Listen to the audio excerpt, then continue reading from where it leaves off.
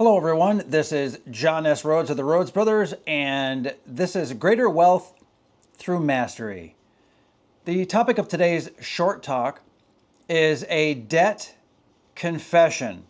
Now, right up front, I'm going to tell you that this has nothing to do with money.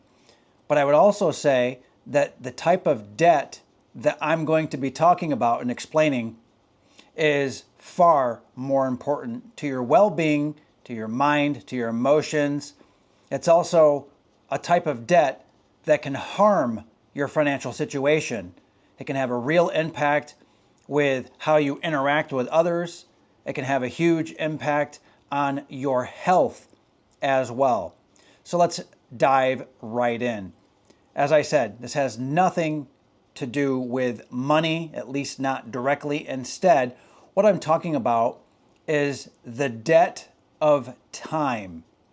Now, it's usually not very easy to understand the debt of time. What does it mean? Where does it come from? How do we know? How do we quantify it? How do we qualify it? What is time debt?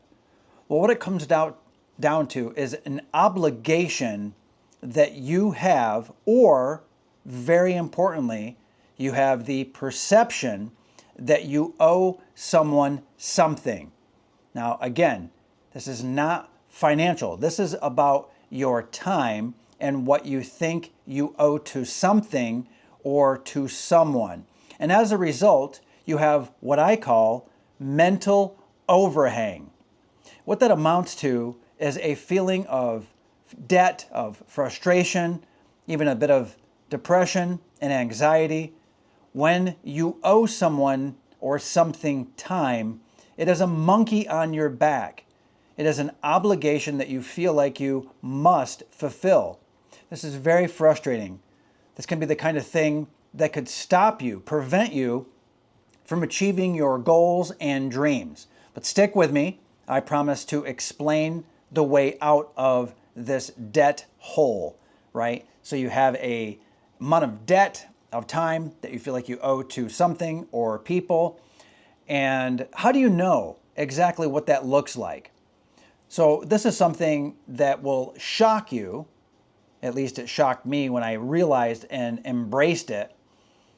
I have 108,000 unread messages in my inbox. Let me say that again. 108,000 emails in my inbox. So I've already gone bankrupt completely and totally a couple of times, where I've been in a situation where I completely eliminated all emails that have come in. I've done that a couple of times. I did it years ago, but I haven't done it in quite some time. Now, here's the thing. Both you and I know that I will never, ever get to all 108,000 emails. It's impossible. I'm not going to do it.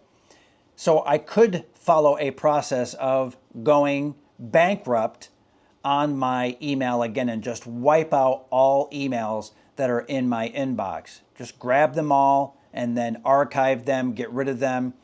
But that's a little bit too extreme for me, especially because I can and I want to, and I often do go back into my emails to check what's transpired over the last day, week, month, and even the last few years. So I'll go back in time and see what's been going on. But I do have emails in my inbox that go back years and years and years at this point that are going to be unread, and they will always be unread. But if you have a lower number than 108,000, one of the very, very straightforward tactics is literally to delete everything or archive everything in your inbox. If you haven't already handled it, if you haven't already in some way read it and responded or decided to ignore, then going bankrupt with your email, going to inbox zero by going bankrupt is very reasonable to eliminate the stress and the frustration and the noise and the mental overhang from having that kind of time debt hanging over you and just constantly wearing you down. With this kind of time debt, it is really insidious because when you wake up in the morning, one of the very first things that you probably think about and or do is, what about my email? What about my messages? What do I have to respond to? What is it that I owe other people? What is it that I owe my inbox? Yes, you probably feel like you owe your email inbox time and attention. And you might say, well, or you might ask the question, what has my email inbox done for me lately? Now, I'm not talking about the people behind the emails. I'm talking about the actual email inbox and how it has this iron-fisted grip on your throat, choking the life out of you. And it really is real. It can be very, very depressing. It can lead to anxiety and frustration and also confusion. It can make you look like a dunderbolt. It can really make others think of you poorly because if you don't respond to their emails, you look like a clown. I've been there, and you've probably been there as well as a result of not handling a flood of emails that are in your inbox. So this is a true confession that I have such a huge number of messages in my inbox and I will never get to them, and I know that. So what do we do about this? Well, there's a few things here. For one thing, there's automation that you can put in place. And depending on who is emailing you, you can put those people and those emails into various folders. So I do this all the time. So I do have rules in place in my inbox so that when emails from certain people come in, they are automatically put into a high priority bucket. But if you're not one of those chosen few, then there's really only one other way that you'll get my immediate attention, and that is based on the topic or the subject, and I have some filters in place for that as well. Okay, so that's the second thing that I do is I use filters not just in terms of who, but also in terms of what, with phrases and keywords that automatically put high priority people and high priority topics, subjects, keywords into certain folders as well. And I strongly encourage you to do that because that will lighten the burden of your time debt and what you feel like you owe other people. Now, obviously, there are other tactics related to this as well. You can kind of scan quicker, better, faster through your email inbox and just wipe out, some of those items that don't make any sense. You can obviously go into some of your emails that you see and mark them as spam or create rules that are going to help you filter out more of the noise. Now, I've tried that, and despite that, I still have 108,000 emails in my inbox, and that is with rules in place that automatically forever delete content that's coming in. So I get spammed all the time. I get hit with really just absolutely useless emails. There's no value whatsoever. And these emails are from people that I don't want to hear from. And in fact, I never, ever have contacted or touched base with in any way whatsoever. It's a big problem. Okay, so here's another thing that I look for and that I care about. When it comes to my time, if I'm investing money or I have a customer or there is a product that I care about, and there's other, let's say, topics that are of interest to me, things that I've produced or created, if I've sent emails to certain people, if I have worked with my brother, let's say, on a webinar or a launch, or I have certain partners that I'm working with, joint venture partners on products and launches, well, they're going to get my attention just naturally as I scan through my email, through my inbox, but also I will often set up filters or I will use other channels as well to make sure that I stay in touch. For example, just a little sidebar, if you're doing regular business with someone, it is a fantastic idea to let them know how you best communicate.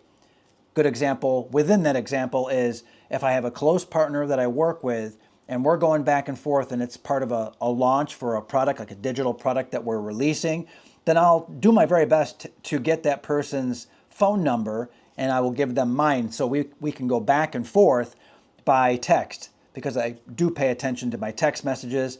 Or sometimes phone calls are required, depending. Another thing that I do is I set up regularly scheduled calls or I set up time in the day where I am going to deliberately interact with those people who are very, very high priority for whatever reason that might be. Okay, it could be someone that's on the team. It could be my brother, Matt Rhodes.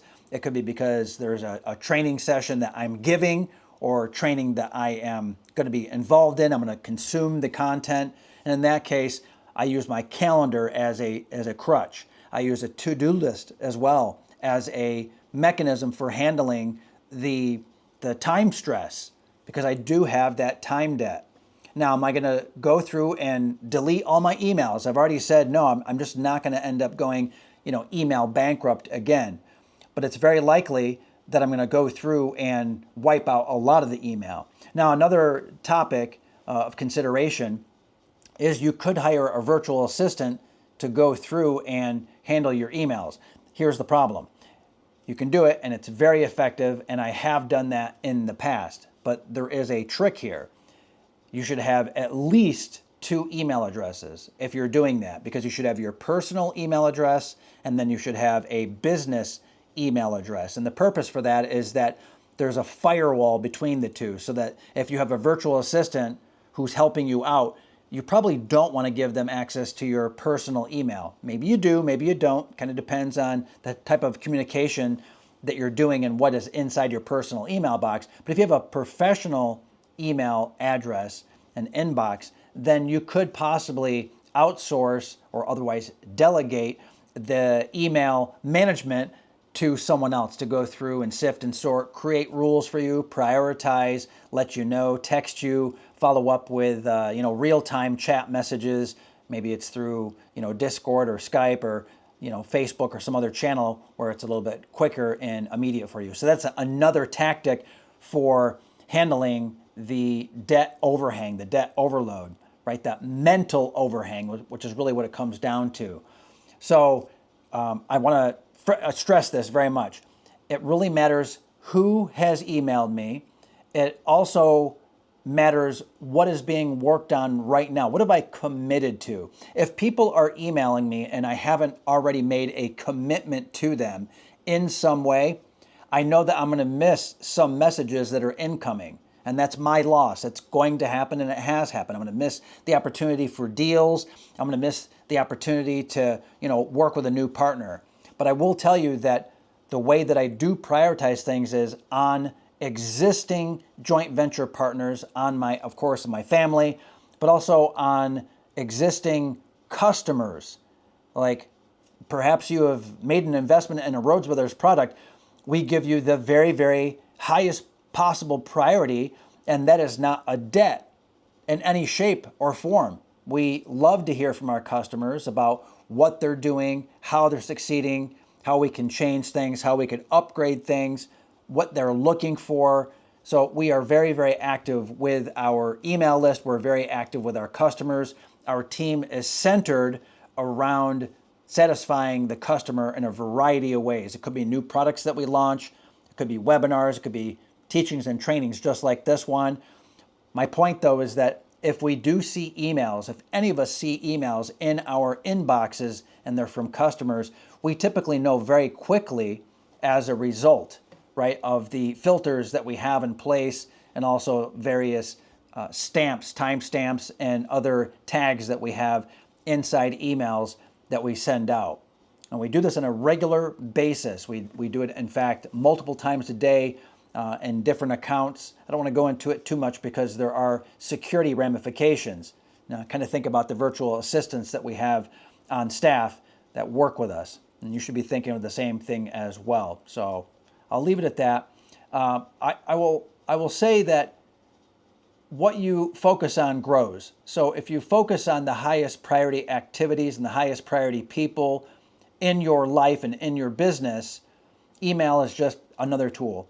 And you can extract the priorities from email and put them where they belong. For example, into a to-do list or onto a calendar. This is deadly effective. It's unbelievable what you're able to do if you have the right focus. 98% of life is noise and vapor. It's just static that you don't need to care about all that much. If something's important, it usually bubbles up to the top. Usually people will hit you up more than one time. Another thing is that if it is a high priority, hopefully you have been reaching out. You've been proactive. We do that with our customers. Sometimes we do that with our high priority joint venture partners. So you can do the exact same thing. So even though you have this tremendous time debt because of your email, there are plenty of things you can do to overcome that. I'll also say that you have time assets. That's the flip side to time debt. Time assets, they pay you. Now, how do they pay you? They pay you with getting your time back. Now, how do we do that? Well, I've already mentioned one thing. Have you figured it out? Did you already go, yes, of course. What I'm talking about are rules that you can set up in your inbox. Absolutely makes sense. If you think about that, that is true automation. That is technology working for you. Here's another way to build an asset. So you can utilize software that rides on top of your email inbox. So these tools that integrate with your email inbox do things like actually create appointments. They will create to-do lists for you. They will send you reminders, not just by email, but they will text you. So you can do that as well. You can also use artificial intelligence to scrape and scrub and to search. Okay, so you can go into your inbox with AI and extract and exploit what's in your own inbox. You can have it teach and train you on what's best, what's smartest, and what you got to be working on. If you'd like to know more about those kinds of productivity tools and how to use AI with integrated inside of your email inbox, definitely let us know in the comments below. All right, my name is John S. Rhodes of the Rhodes Brothers. You will see down in the description more about artificial intelligence, more about products and product creation, and other ways of getting ahead way faster and way easier than you ever had dreamed before. Again, that's down in the description below.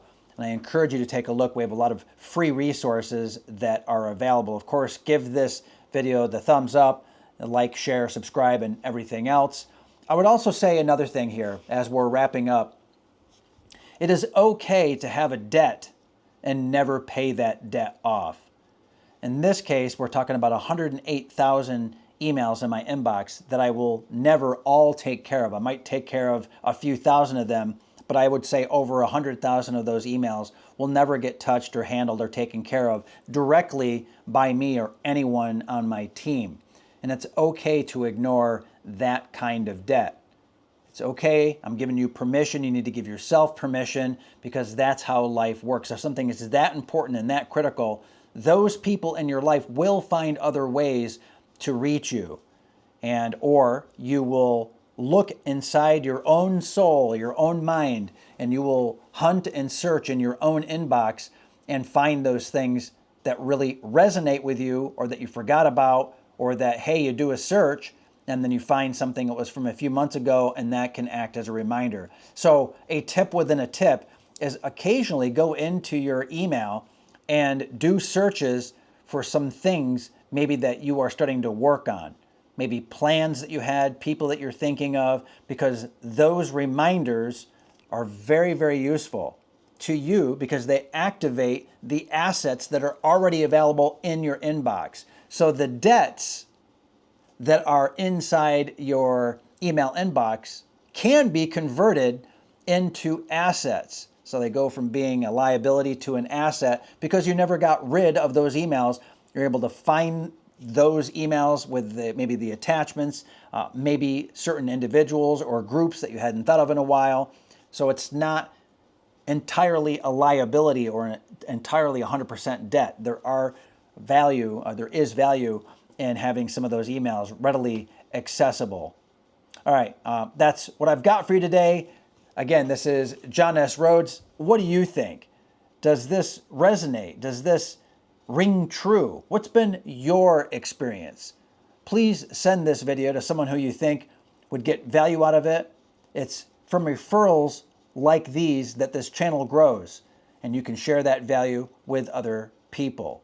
Thank you very much. And as always, the Rhodes Brothers do appreciate your time, focus, and attention.